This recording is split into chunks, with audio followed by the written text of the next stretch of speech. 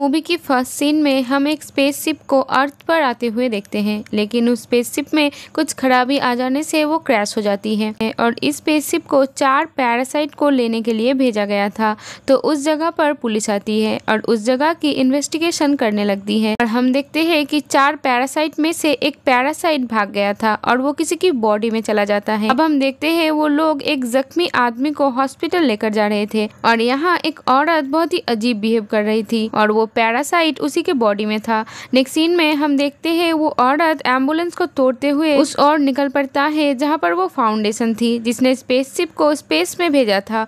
और अब हमको एक लड़के को दिखाया जाता है, उसका नाम होता है एडी और एडी एक अच्छा न्यूज़ रिपोर्टर था। और हम उसके फियोंसे को भी देखते हैं जिसका नाम होता है एन, जो कि बेसिकली एक लॉयर होती है और वो उसी कंपनी यानी कि लाइफ फाउंडेशन के लिए काम करती थी। नेक्स्ट सीन में हम देखते हैं एडी का बॉस उसे कहता है कि तुम्हें आज एक बहुत बड़ी हस्ती का इंटरव्यू लेना है और उसका नाम है कैल्टन ड्रिक, जो कि लाइफ फाउंडेशन का ओनर है और तुम्हें उसे पूछना है कि उन्होंने अपना स्पेसशिप स्पेस में क्यों भेजा और ये पैरासाइट का क्या चक्कर है। और उसका बॉस कहता है तुम उससे इसके अलावा और कोई बात मत करना क्योंकि वो काफी रिच है। तो एडी कहता है कि ठीक है, मैं उससे अच्छे से इंटरव्यू लूंगा। नेक्स्ट सीन में हम देखते हैं एडी अपने घर आता है और उसके सामने उसका फियोंसे का लैपटॉप पड़ा होता है। एडी देखता है कि किसी का मेल आता है और वो उसी फाउंडेशन की थी और वो उस फाउंडेशन की किसी मेंबर ने भेजी थी कि ये फाउंडेशन लोगों की जान ले रही है और ये ठीक नहीं है, तुम इसको छोड़ दो।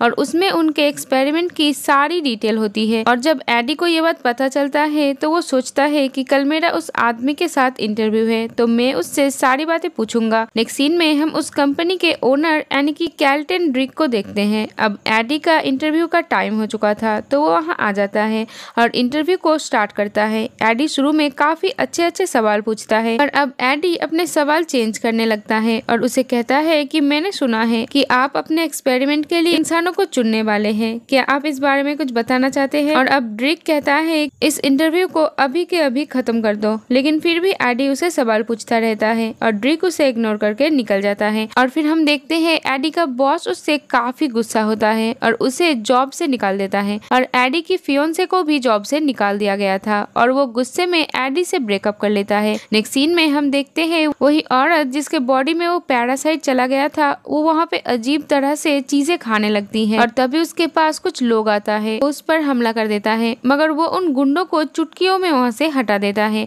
और हम देखते हैं कि वो पैरासाइट अब एक दूसरा शरीर चुन लेती है। अब सीन शिफ्ट होती है और हमें लाइफ फाउंडेशन दिखाया जाता है जहाँ पर वो एक शीशे के बॉक्स में खरगोश को रखते हैं और एक पैरासाइट को छोड़ देते हैं और यहाँ उस फाउंडेशन का ओनर भी होता है। शुरू में सबको लगता है कि रैबिट और पैरासाइट में अच्छी बॉन्डिंग बन गया है, लेकिन कुछ ही देर में ही उस रैबिट की मौत हो जाती है और ये एक्सपेरिमेंट फेल हो जाती है। नेक्स्ट सीन में हम देखते हैं एडी को पता चलता है कि उस फाउंडेशन का ओनर एक और स्पेसशिप स्पेस में भेजने का प्लान कर रहा है और अब एडी को रास्ते में एक औरत मिलती है जो उसे कहती है कि आप मुझसे न्यूज़पेपर खरीद लें और एडी खरीद लेता है। अब एडी एक स्टोर में आता है और वहाँ पे एक चोर आके उस स्टोर को लूटने लगता है, लेकिन एडी चुपचाप अपनी चीजें लेकर वापस आ जाता है। अब हमें उसी कंपनी के लैब को दिखाया जाता है जहाँ पे वो लोग अब इंसान के ऊपर उस पैरासाइट के साथ एक्सपेरिमेंट कर रहे होते हैं। अब हम देखते हैं कि एक्सपेरिमेंट भी फेल हो जाती है और उस इंसान की मौत हो जाती है और एक साइंटिस्ट जिसका नाम डोरा होती है वो भी देखती है और उसे बहुत ही बुरा लगती है और वो एडी के पास जाती है और उसे बताती है कि हमारी फाउंडेशन में ये सब हो रही है और वो उससे हेल्प मांगती है, लेकिन एडी हेल्प करने से मना कर देता है। डोरा कहती है कि वो ओनर बहुत ही बुरा आदमी है और वो सबकी जान ले लेगा और वो चाहता है कि वो सिम्बायोसिस पाकर इस दुनिया से निकलकर किसी और ग्रह पर चला जाए क्योंकि वो जानती है कि ये दुनिया कभी भी तबाह हो सकती है और वो इसीलिए स्पेस पर एक्सपेरिमेंट कर रहा है। तभी तो उसने वहाँ से 4 पैरासाइट यहाँ पर लाए हैं, लेकिन जब उन 4 पैरासाइट को यहाँ पर लेकर आया गया तो उनमें से एक पैरासाइट भाग गया पर जो बाकी 3 पैरासाइट है वो ओनर उन पर एक्सपेरिमेंट कर रहा है। वो एडी से कहती है कि तुम उस न्यूज को पब्लिश कर दो। एडी कहता है कि मैं जल्द ही कुछ करता हूँ। इसके बाद एडी चलते हुए एनी के घर के पास आ जाता है, लेकिन एनी उससे ज्यादा बात नहीं करती और अपने करंट बॉयफ्रेंड के साथ अंदर चली जाती है। एक सीन में हम देखते हैं एडी डोरा के साथ लाइफ फाउंडेशन में जाता है और मेन लैब में जाने से पहले गार्ड के आ जाने के वजह से दोनों अलग हो जाते हैं और एडी लैब में फोटोज लेने लगता है और तभी एडी एक रूम में उस औरत को देखता है जिससे वो अखबार लिया करता था और वो उस लड़की को बचाने के लिए कांच को तोड़ने लगती है और वो पैरासाइट उस लड़की की बॉडी को छोड़कर एडी के बॉडी में घुस जाता है। लेकिन अब एडी सभी गार्ड से बचता हुआ इतना तेज भागता है कि कोई नॉर्मल इंसान ऐसे भाग नहीं सकता। नेक्स्ट सीन में हम देखते हैं एडी अपने घर आता है और उसके घर में जो भी खाने का चीज था वो उसे खाने लगता है और ऐसा लगता है कि जैसे उसकी भूख मिट ही नहीं रही थी। हम देखते हैं यहाँ उसकी शक्ल भी बदलने लगी थी और वो डर के बेहोश हो जाता है और कुछ टाइम बाद उसे होश आता है तो वो एनी से बात करने की कोशिश करता है और जैसे ही एडी को पता चलता है कि वो एक रेस्टोरेंट में है तो वो वहाँ पर जबरदस्ती घुस जाता है और एनी को सब बताने लगता है और वो तभी एक टैंक में जाकर बैठ जाता है और जिंदा केकड़े को खाने लगता है। एनी उन 4 पैरासाइट में से सबसे ज्यादा स्ट्रॉन्ग पैरासाइट वेनम एडी के अंदर आ चुका था। लेकिन एनी को और उसके फियोंसे को ये बात समझ में नहीं आती तो वो उसका स्कैन करने उसको हॉस्पिटल ले जाता है और जैसे ही MRI स्कैन होना शुरू होता है तो उसकी हाई फ्रीक्वेंसी के वजह से वेनम को काफी ज्यादा तकलीफ होती है और वो जोर जोर से चिल्लाने लगती है। अब वहाँ पर डैन उस मशीन को रोक देता है और उसे घर भेज देता है। नेक्स्ट सीन में हम देखते हैं लाइफ फाउंडेशन की ओनर को ये बात पता चल जाता है कि डोरा ने ही एडी को यहाँ पर बुलाया था और वो ओनर उस लड़की पर काफी गुस्सा होता है और उसके ऊपर भी एक पैरासाइट छोड़ देता है। हम एडी को देखते हैं जो कि अपने घर पे था और उसे अब बहुत ज्यादा गुस्सा आने लगा था और हम देखते हैं कि वहाँ पे उसी फाउंडेशन के कुछ गार्ड्स आ जाता है जिसे उसी फाउंडेशन के ओनर ने भेजा होता है।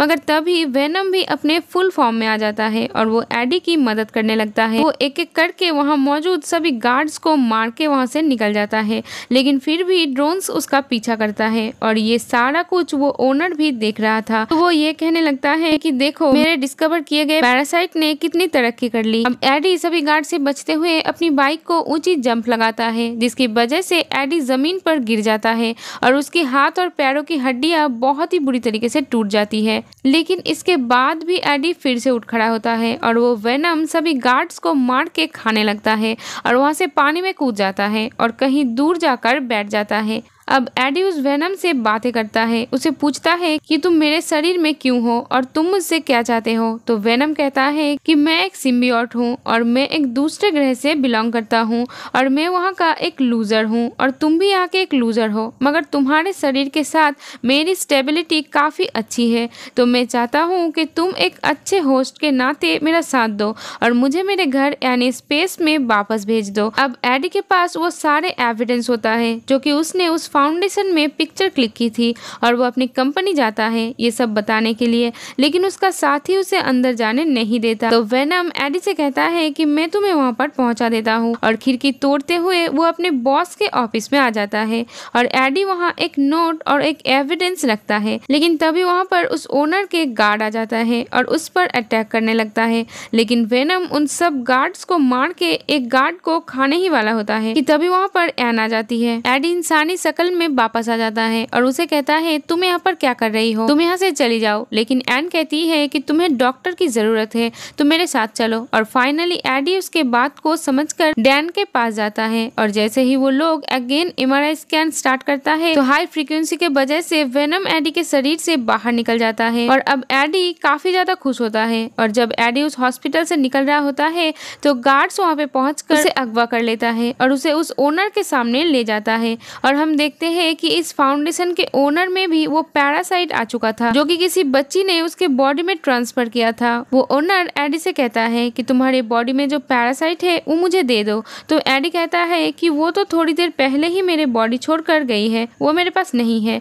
तो ओनर कहता है कि तुम मुझे गुस्सा मत दिलाओ। वो तभी एक मॉन्स्टर टाइप पैरासाइट में बदल जाता है। एडी कहता है कि मुझे मत डराओ और तुम थोड़ी ही देर में इससे थक जाओगे। तो ओनर कहता है कि मुझे कोई फर्क नहीं पड़ता और अब ड्रैक अपनी गार्ड से कहता है कि इसे बाहर ले जाओ और मार दो। अब सारे गार्ड एडी को जान से मारने के लिए जंगल में ले आता है और तभी वहाँ पर वेनम एन के शरीर में आके उन सभी को हटा देता है और वापस से वेनम एडी के शरीर में आ जाता है और वो उसे कहता है बेसिकली ड्रैग ने अब सिम्बियोसिस हासिल कर लिया है और वो अब हमारे ग्रह पर जाएगा और वहाँ पर जाके काफी सारे सिम्बियोट्स को इस धरती पर लेकर आएगा और दोनों ये डिसाइड करता है कि हम ड्रैग को रोकेंगे। नेक्स्ट सीन में हम देखते हैं वो ओनर अपने फाउंडेशन में दूसरा स्पेसशिप लॉन्च करने की बातें करने लगता है और सारे वर्कर्स उसे समझाने लगता है कि वहाँ जाना अभी किसी खतरे से खाली नहीं है क्योंकि सारे पैरासाइट आपके खिलाफ हो चुके हैं। लेकिन ये बात सुनकर वो सारे वर्कर्स को मार देता है और खुद ही स्पेसशिप लॉन्च करने लगता है और तभी वहाँ पर वेनम आ जाता है और उन दोनों में बहुत ही ज्यादा फाइट होती है और हम देखते हैं कि वो ओनर काफी ज्यादा स्ट्रॉन्ग हो जाता है और वेनम को मारकर स्पेसशिप के अंदर चला जाता है। पर वेनम दोबारा स्पेसशिप में जंप करता है और वो एक वेपन से स्पेसशिप को डैमेज कर देता है और वो स्पेसशिप ब्लास्ट हो जाता है।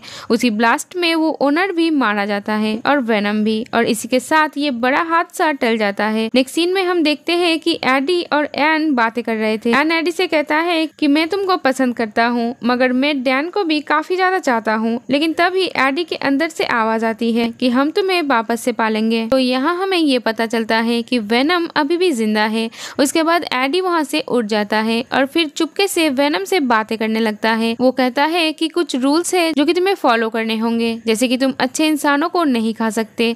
तभी वो लोग एक स्टोर में जाता है और देखते हैं कि स्टोर को एक आदमी लूटने आया है और ये देख के वेनम उस चोर को खा लेता है क्योंकि एडी ने कहा था कि तुम सिर्फ बुरे लोगों को खा सकते हो। और हम देखते हैं कि एडी फिर से अपनी पुरानी जॉब पर आ चुका था और अब वो बहुत बड़े सीरियल किलर का इंटरव्यू लेने जा रहा है। और इसी के साथ ये मूवी यहीं पर खत्म हो जाती है। Thank you for watching. Bye bye.